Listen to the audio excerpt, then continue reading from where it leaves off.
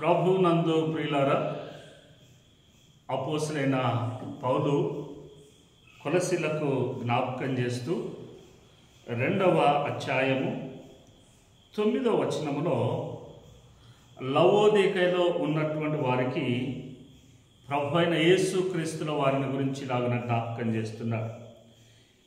9వ వచనం, 2వ అధ్యాయం 9వ వచనం. ఏలయనగా దేవత్వం యొక్క సర్వ పరిపూర్ణత శరీరముగా క్రీస్తునందు నివసించుచున్నది.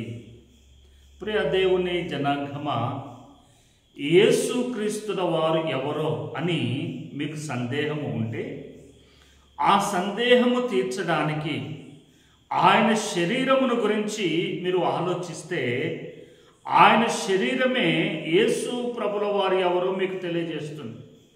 ఆయన దేవుడా, దేవుని కుమారుడా, లోక సంబంధ, లోకములో ఉన్నటువంటి మానవుని వలె ఆయన కూడా మానవుడా, ఈ సంగతులన్నీ కూడా ఆయన శరీరమును నీవు పరీక్షిస్తే తెలియజేస్తూ ఉంది.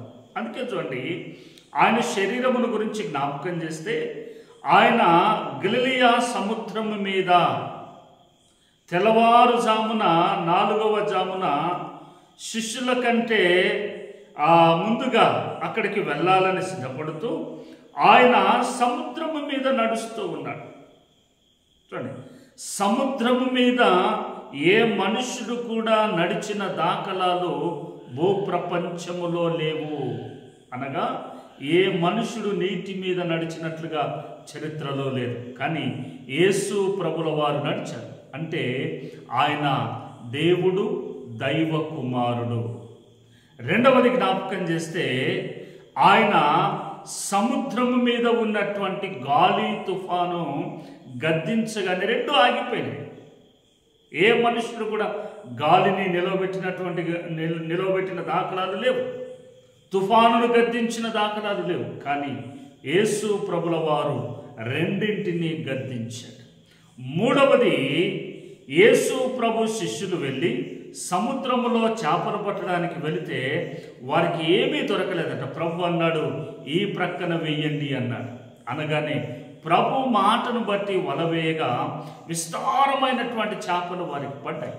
అంటే చూడండి, మనుషుని మాట ఎప్పటికీ నెరవేర్చబడదు. కానీ దేవుని మాట, దైవ కుమారుని మాట మాత్రమే నెరవేర్చబడుతుంది. అందుకే ఆయన అన్నాడు ఏలయనగా దైవత్వం యొక్క సర్వ పరిపూర్ణత శరీరముగా క్రీస్తునందు నివసించుతున్నది. కనుక యేసు ప్రభు శరీరాన్ని నీవు జ్ఞాపకం చేస్తే ఆయన ఎవరో తెలుస్తుంది. దేవుడు మనను అలాగున నడిపించును గాక.